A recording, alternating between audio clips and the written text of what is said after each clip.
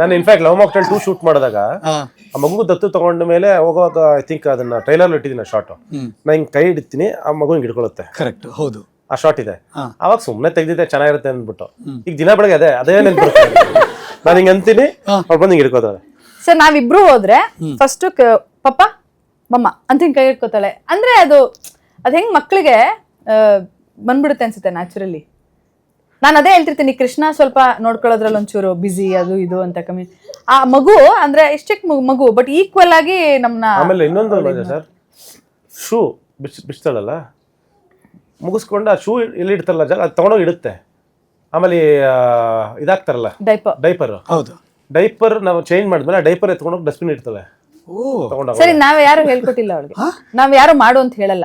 ತುಂಬಾ ಚಿಕ್ಕವಳು ಹೇಳದಂಗೆ. 1 ವರ್ಷಕ್ಕೆ ಏನ್ ಹೇಳ್ಕೊಡೋದು? ಅವಳೆ ಇಟ್ಬಿಟ್ಟು ಅವಳೇ ಚಪ್ಪಲಿ ಹೊಡೆಯೋದು.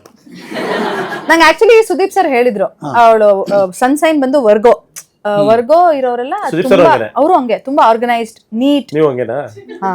Neat, clean, organised. ಅಂದ್ರೆ ಮನೇಲಿ ಸ್ವಲ್ಪ ಅಪ್ಪ ಅಮ್ಮಂಗೆ ಅಥಾರಿಟಿಯಿಂದ ಹೇಳ್ತಾರೆ ಹಂಗೆ ಹಿಂಗೆ ಅಂತ.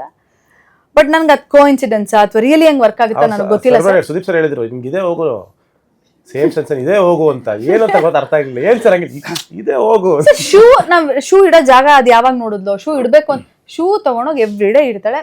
ಇದು ಡೈಪರ್ ತಗೊಂಡೋಗಿ ಡಸ್ಟ್ಬಿನ್ ಹಾಕ್ತಾಳೆ.